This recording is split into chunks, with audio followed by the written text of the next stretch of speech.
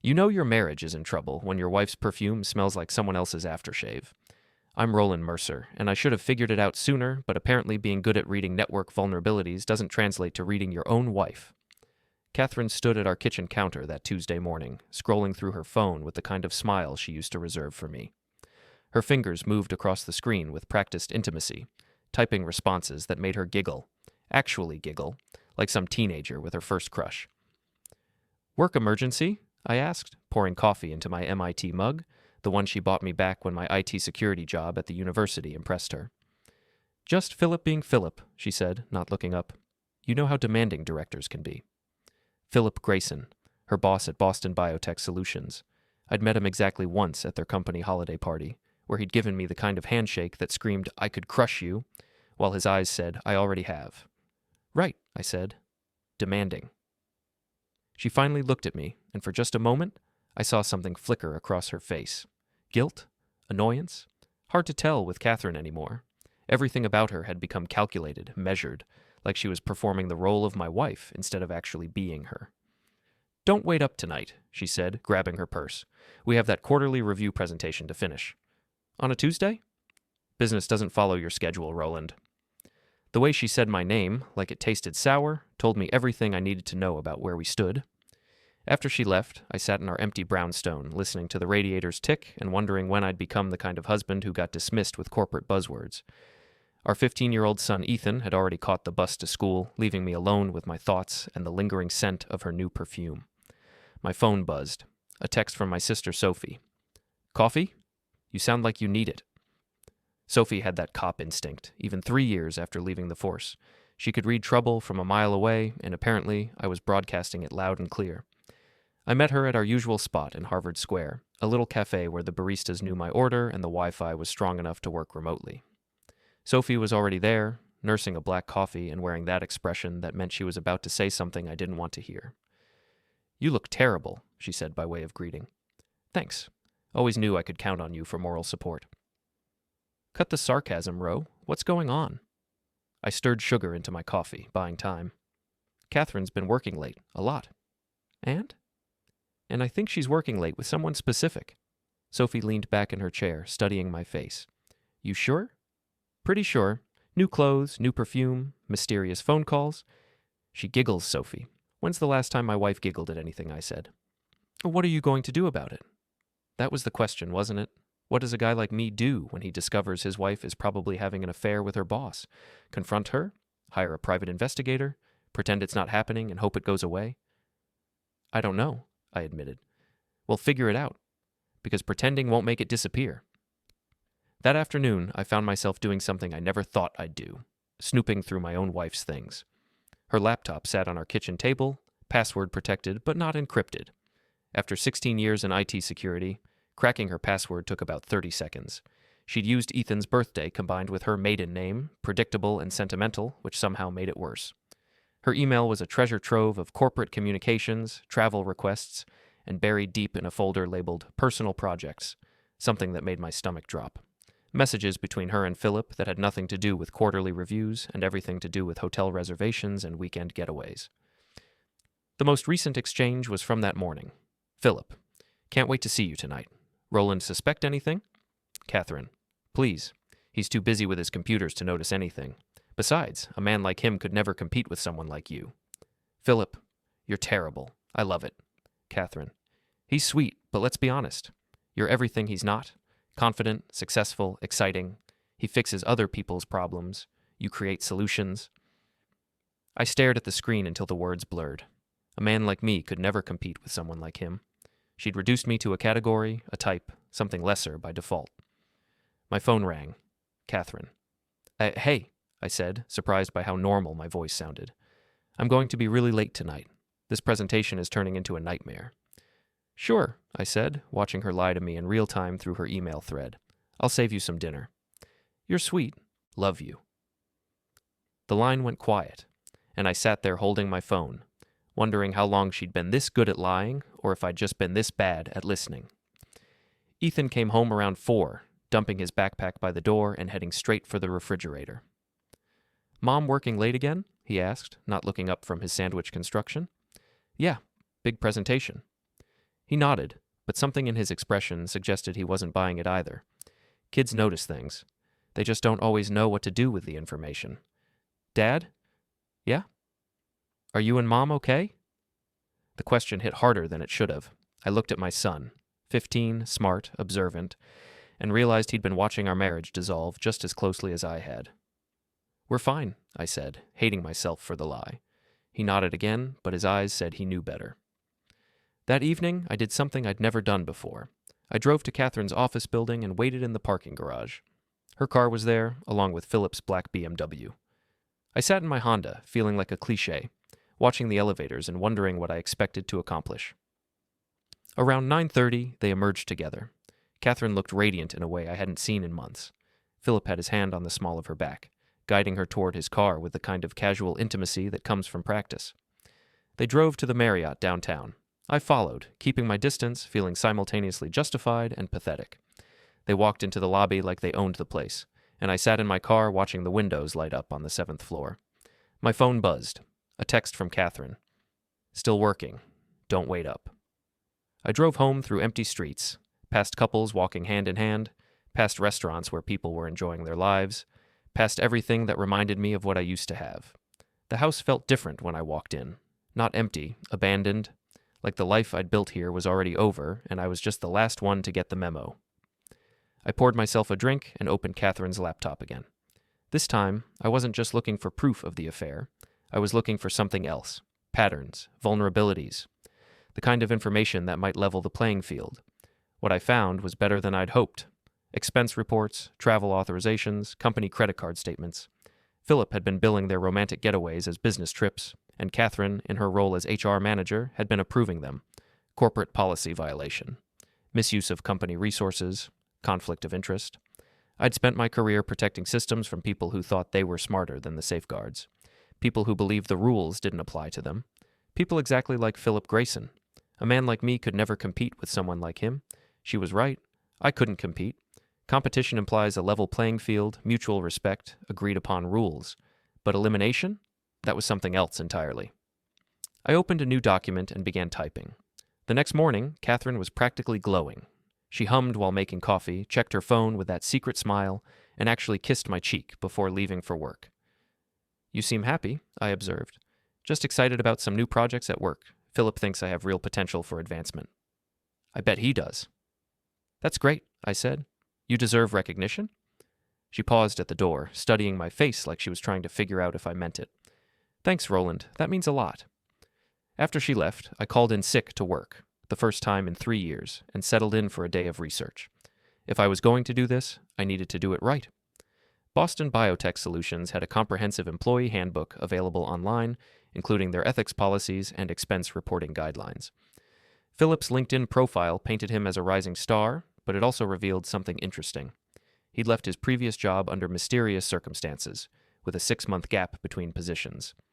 I made a call to my friend Marcus at a competing biotech firm. Roland, how's life in academia? Can't complain. Hey, quick question. You ever work with a guy named Phillip Grayson? A pause. Why do you ask? Katharine's working with him on some projects, just curious about his reputation. Let's just say there were rumors at his last place. Nothing proven, but the guy has a pattern of getting too close to his female colleagues. HR nightmare waiting to happen. Interesting. I spent the rest of the morning building a timeline. Hotel receipts that matched business trip authorizations, dinner expenses for 2 during supposed solo conferences, a pattern of behavior that violated about 6 different company policies. My phone rang around noon. Sophie. How's the investigation going, Detective Mercer? Better than expected. Turns out they're not just having an affair. They're stealing from her company to fund it. That's good, right? Gives you leverage. It gives me options. What kind of options? I looked at the evidence spread across my kitchen table. Printouts, timelines, policy violations documented in corporate black and white. The kind that don't require me to compete. That afternoon, I drove to Boston Biotech Solutions. Not to confront anyone, just to observe. To understand the environment where my wife spent her days and my marriage went to perish. The building was all glass and steel, the kind of place that screamed success and innovation. I sat in the lobby, pretending to wait for a meeting, watching employees come and go. Philip appeared around 3, striding through the lobby like he owned it. He was everything Katharine had said. Tall, confident, expensive suit, the kind of presence that commanded attention. I could see why she was attracted to him. I could also see why he thought he was untouchable. My phone buzzed. A text from an unknown number. Your wife and her boss aren't as discreet as they think. Interested in details? I stared at the message. Someone else knew. Someone with information. I texted back, "Who is this? Someone who doesn't like seeing good people get played. Coffee tomorrow. Harvard Square, 2 p.m. I'll be wearing a red scarf." I looked around the lobby, wondering if whoever sent the message was watching me right now. The paranoia was probably justified. That evening, Katharine came home early, which surprised me. She seemed agitated, checking her phone constantly and barely touching dinner. "Everything okay?" I asked. "Fine. Just some office drama. You know how it is." I didn't, but I nodded anyway. Ethan looked up from his homework. "What kind of drama?" "Nothing important," Katharine said quickly. "Just some policy stuff HR needs to review." My antenna went up. Policy stuff, HR review. Someone else was asking questions. After dinner, I retreated to my home office and opened my secure email. Time to draft something important. The email took me 2 hours to write.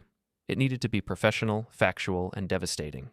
No accusations, no emotional language, just documented facts and policy violations laid out with surgical precision. To HR Director BostonBiotech.com, Legal BostonBiotech.com, ethicsabostonbiotech.com, concerned.citizen2024 as in protonmail.com. Subject, policy violations requiring investigation. Dear Boston Biotech Solutions Leadership, I am writing to bring to your attention potential violations of company expense and ethics policies that may require investigation. Attached, you will find documentation of the following concerns. 1. Misuse of company credit cards for personal expenses. 2. False expense reporting for non-business activities. 3. Abuse of travel authorization privileges. 4. Potential conflicts of interest in HR approval processes. The documentation includes expense reports, hotel receipts, and travel authorizations spanning the past 8 months. All materials were obtained from publicly available sources or through legitimate business channels. I trust your organization will investigate these matters with appropriate thoroughness. Respectfully, a concerned party. I attached 23 pages of evidence, cross-referenced and highlighted for maximum impact. Then I scheduled the email to send at 8 a.m. the next morning and went to bed.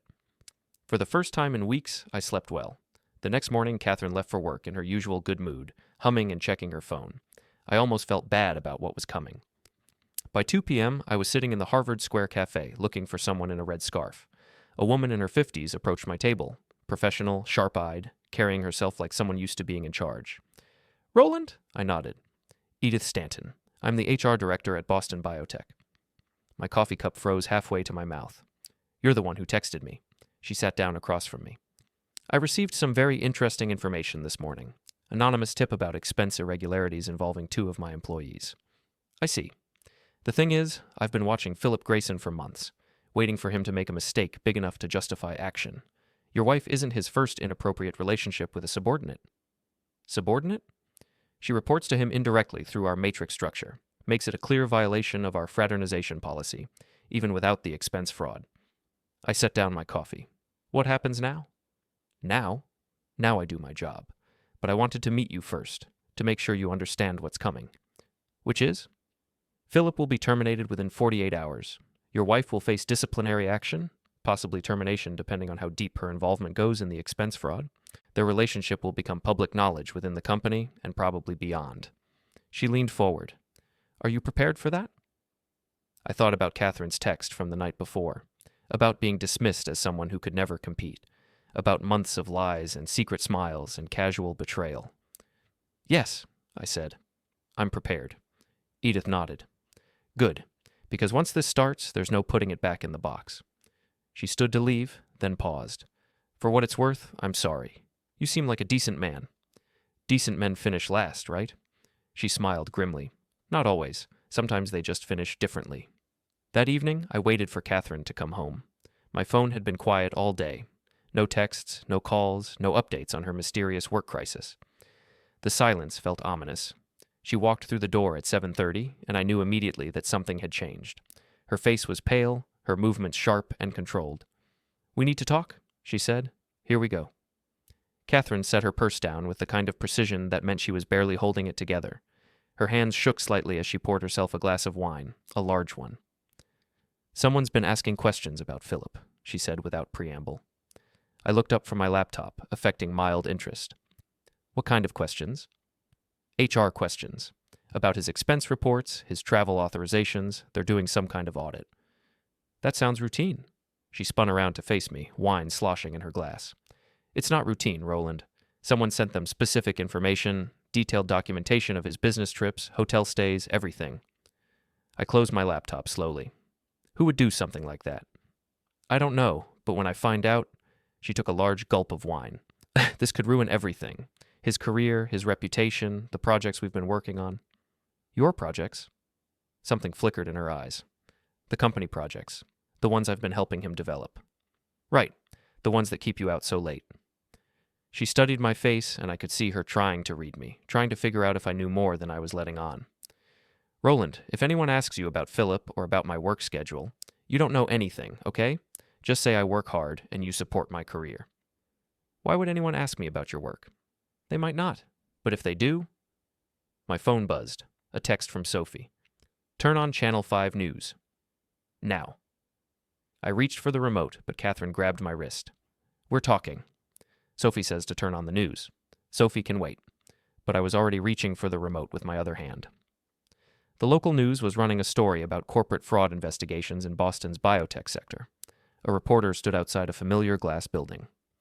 Boston Biotech Solutions confirmed today that they are conducting an internal investigation into potential policy violations by senior staff members.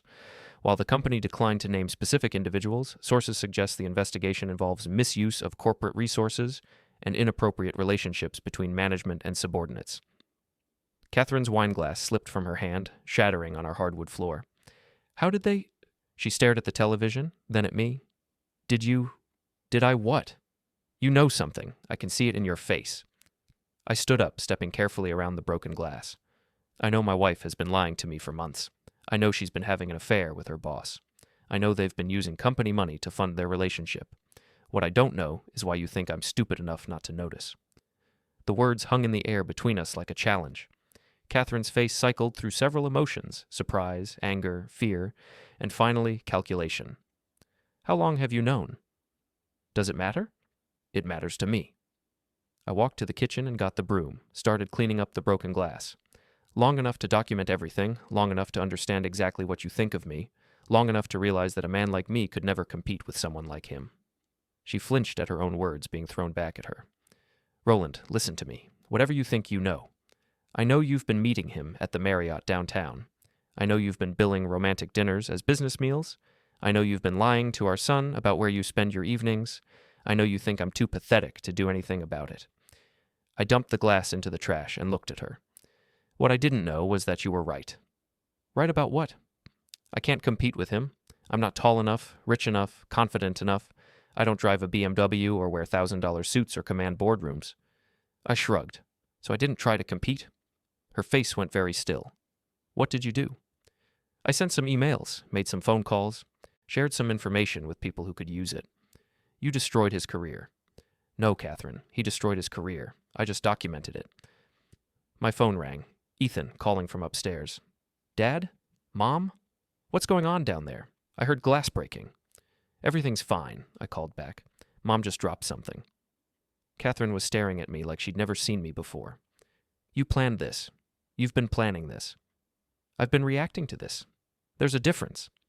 He's going to lose his job. Probably. His reputation will be ruined. Definitely.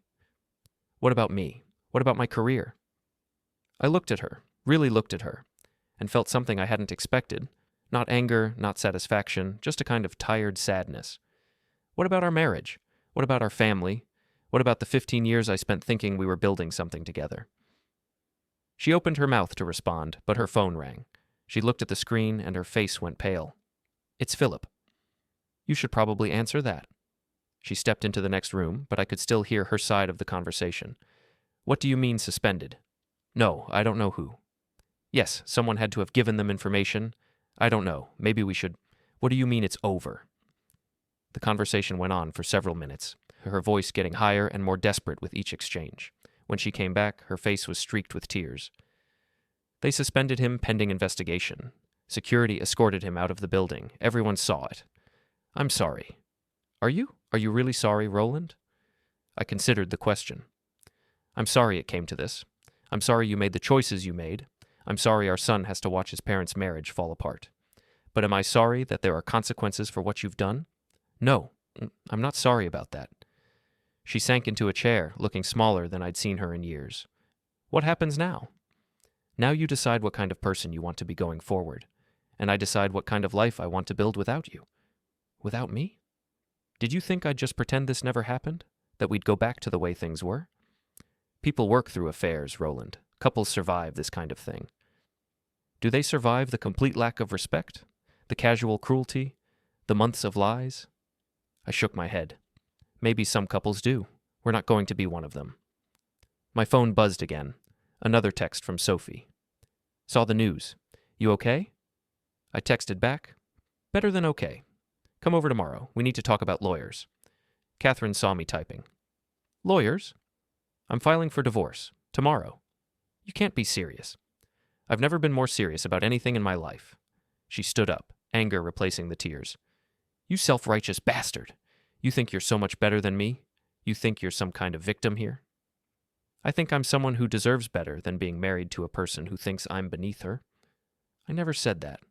You didn't have to. It was in every lie, every excuse, every time you chose him over me. You said it loud and clear. Ethan appeared at the top of the stairs. Are you guys getting divorced? The question hit like a physical blow. Katharine and I both looked up at our son, 15 years old, standing there in his pajamas, asking the question we'd been dancing around. We're having some problems, Katharine said carefully. Are you getting divorced? He asked again, looking directly at me. I could have deflected, could have given him some vague answer about working things out.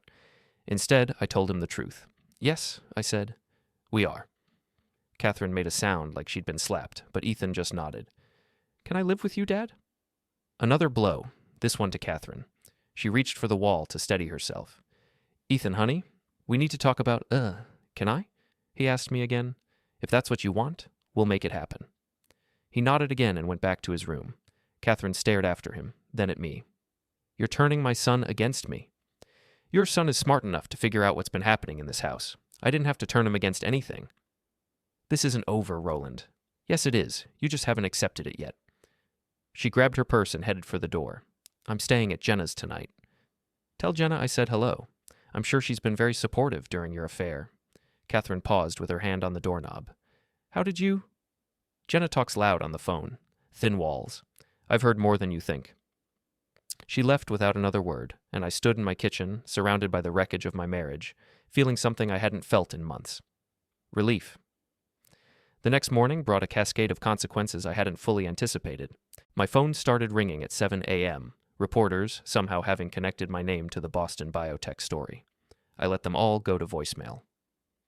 Ethan came downstairs for breakfast, looking older than his 15 years. Is Mom coming back?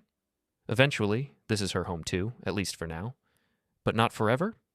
I poured him orange juice, buying time to figure out how to handle this conversation. Nobody. Not forever. He nodded, stirring his cereal thoughtfully. Good. The simple word caught me off guard. Good? She's been different, Dad.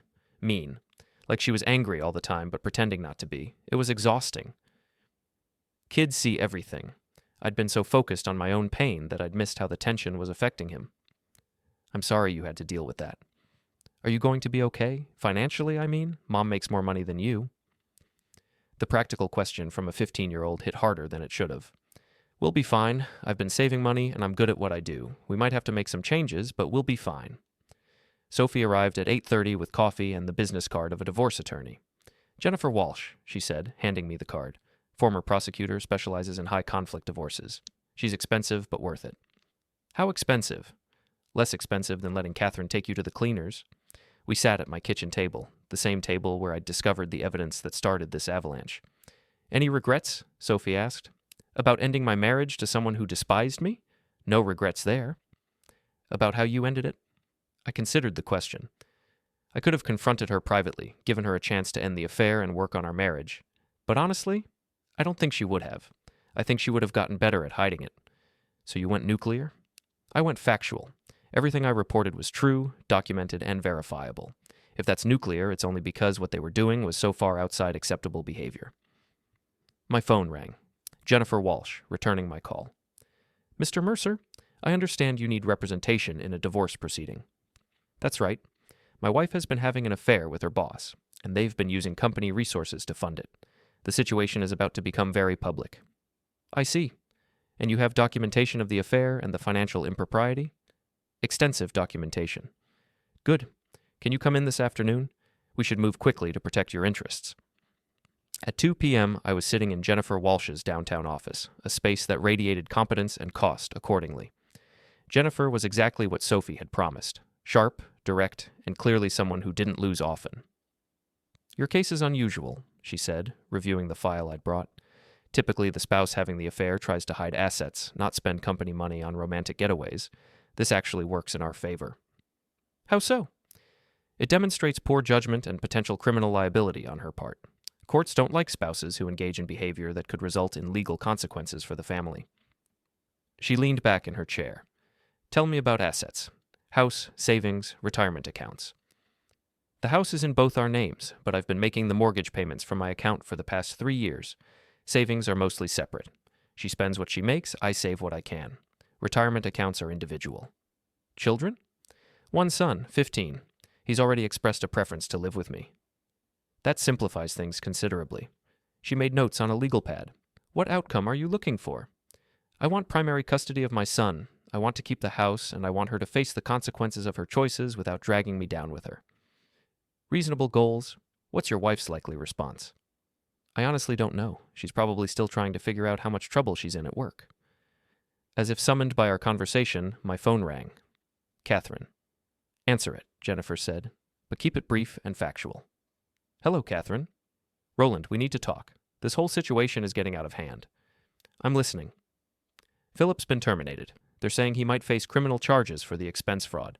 My job is under review. The whole company is talking about us. I'm sorry to hear that. Are you? Because this feels like revenge, Roland.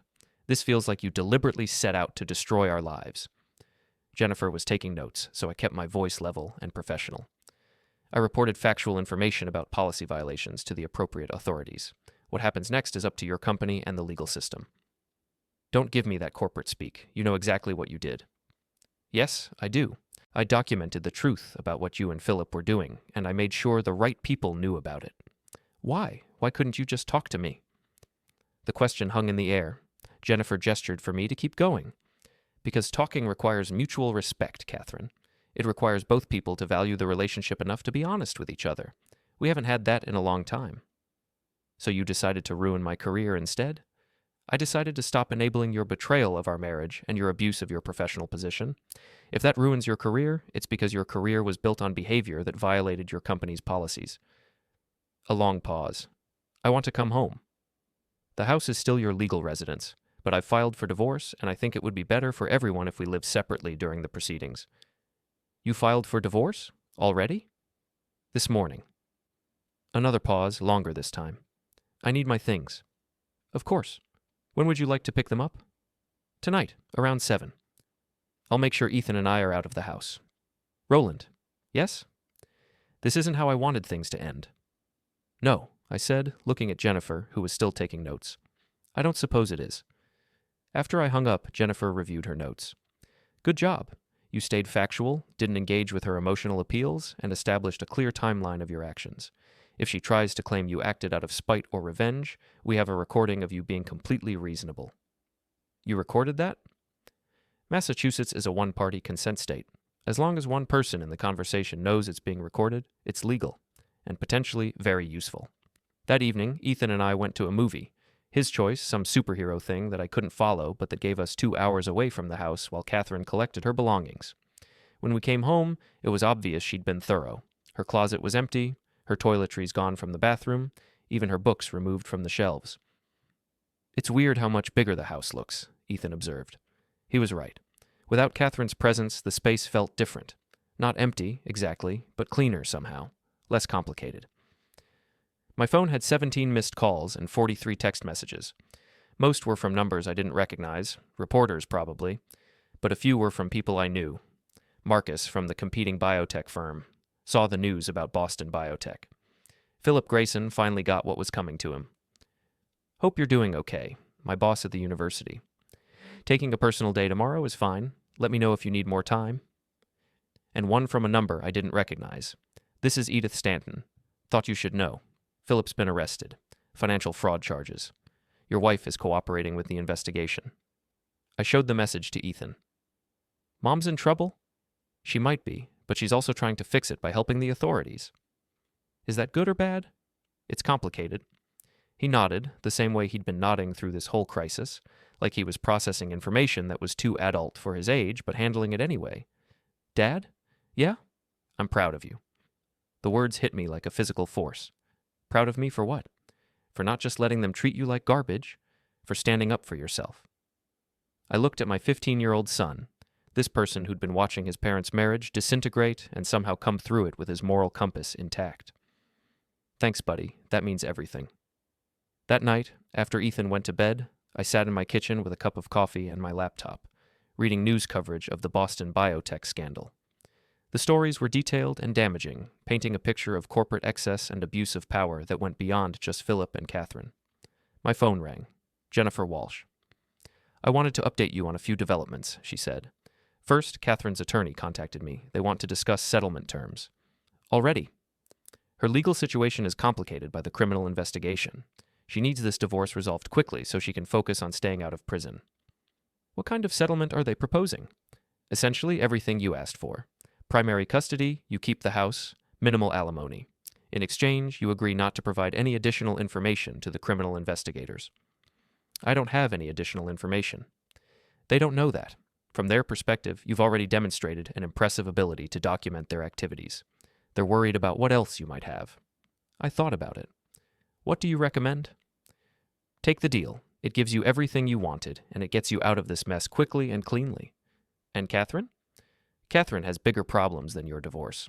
She needs to focus on convincing prosecutors that she was manipulated by Phillip rather than an equal partner in the fraud. After I hung up, I walked through my house, apparently, and tried to process how completely my life had changed in just a few days. A week ago, I was the invisible husband, dismissed and disrespected. Tonight, I was a single father with primary custody of his son and ownership of his home. A man like me could never compete with someone like him. She'd been right about that. I couldn't compete with Philip's confidence, his status, his commanding presence. I couldn't match his expensive suits, or his corner office, or his ability to make Katharine feel special.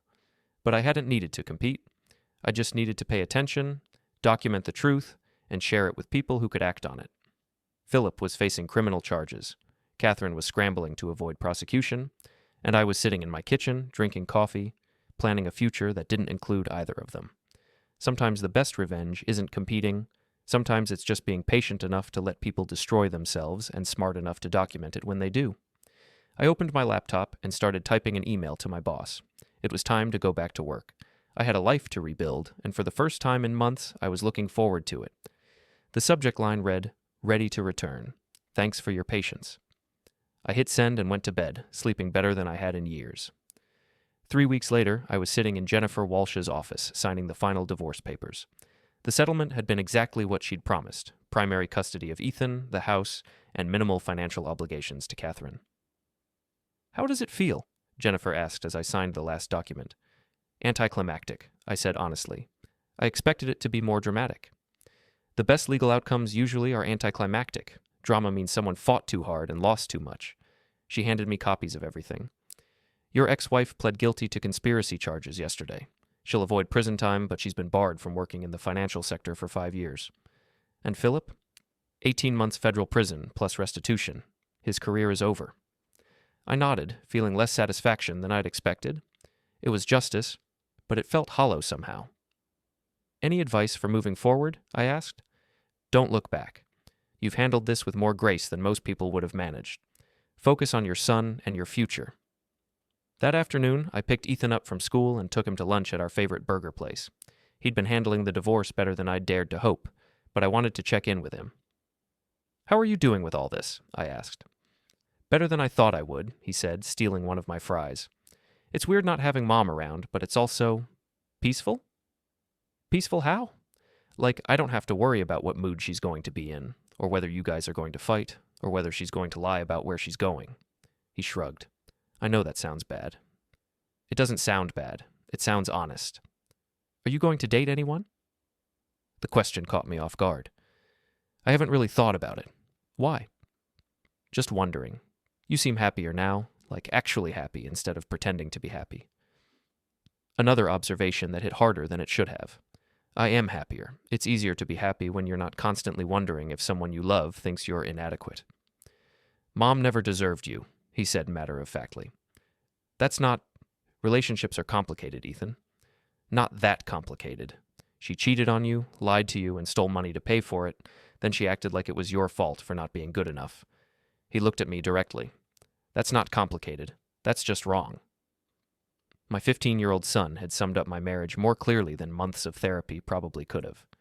You're pretty wise for a kid. I had good examples of what not to do. That evening, Sophie came over for dinner, something that had become a weekly tradition since the divorce was finalized. You look good, she said, studying my face. Relaxed. I feel relaxed.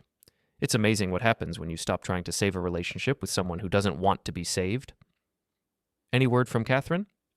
She sends Ethan cards and texts, but we haven't spoken directly since the settlement conference. Her lawyer handles everything else. Do you miss her? I considered the question while I finished making dinner. I miss who I thought she was. I miss the marriage I thought we had. But the real Katharine? The one who could lie to my face every day for months? No, I don't miss her. Good. You deserve better. I deserve different. Whether that's better remains to be seen. After Sophie left, Ethan and I settled in to watch a movie. Halfway through, he paused it. Dad? Yeah? I'm glad you didn't just let them get away with it. What do you mean? I mean, you could have just ignored it, or confronted Mom privately, or tried to win her back somehow, but instead, you made sure there were consequences for what they did. Some people would say that was vindictive. Some people would be wrong. What they did was wrong, and they should face consequences for it. That's not vindictive. That's justice. When did you get so smart? I've been watching you handle this whole thing. You never got mean, you never tried to hurt anyone who didn't deserve it, but you also didn't just roll over and take it. That's the kind of man I want to be. I looked at my son, really looked at him, and realized that despite everything that had happened, despite the pain and betrayal and public humiliation, something good had come out of it. Ethan had learned that self-respect matters, that actions have consequences, and that sometimes the right thing to do is the hard thing to do. I'm proud of you too, I said. For what? For handling all this with such maturity, for making good choices about who you want to be despite watching your parents' marriage fall apart, for being the kind of person who understands the difference between justice and revenge. He smiled and unpaused the movie. Later that night, after Ethan went to bed, I sat in my home office and opened my laptop. I had an email from my boss, a promotion opportunity, heading up cybersecurity for the entire university system. Better pay, more responsibility, a chance to build something significant. I also had a friend request on social media from someone I didn't recognize. The profile picture showed a woman about my age, professional but approachable. Her message was simple. Saw your story in the news. Impressed by how you handled yourself. Would love to buy you coffee sometime if you're interested. No pressure. Rachel. I stared at the message for a long time. The idea of dating again felt strange, premature, complicated, but the idea of coffee with someone who thought I'd handled myself well, that felt manageable. I typed back, "Coffee sounds nice. How about Saturday afternoon?" Then I closed the laptop and went to bed. 6 months ago, my wife had told me that a man like me could never compete with someone like him. She'd been right, in a way. I couldn't compete with Philip's arrogance, his willingness to break rules, his casual disregard for other people, but I hadn't needed to compete. I just needed to be patient, observant, and willing to act when the time was right. Philip was in federal prison. Katharine was starting over with a criminal record and a ruined reputation, and I was lying in my own bed, in my own house, with my son safely asleep down the hall and a coffee date with someone new on Saturday. I hadn't competed. I'd eliminated the competition by letting them eliminate themselves, and in the end, that had made all the difference. As I drifted off to sleep, I thought about the email I'd sent that started everything. One message, 23 pages of evidence, and the patience to let other people do their jobs. Sometimes the best revenge is just telling the truth and letting the consequences unfold naturally. Sometimes being underestimated is the greatest advantage you can have. And sometimes a man like me is exactly the kind of man who wins in the end. The alarm clock beside my bed showed 11:47 p.m. In 13 minutes, it would be exactly 1 year since I'd first discovered Katharine's affair. 12 months of investigation, confrontation, legal proceedings, and rebuilding. I'd lost a marriage, but I'd gained something more valuable. The knowledge that I didn't need anyone else's approval to have worth. That respect couldn't be demanded but had to be earned, and that sometimes the quiet guy in the corner is the one you should worry about most. My phone buzzed with a text from Rachel. Looking forward to Saturday. Sweet dreams. I smiled and turned off the light. Tomorrow was a new day, and for the first time in years, I was genuinely excited to see what it would bring. The underdog's gambit was complete, and I had won.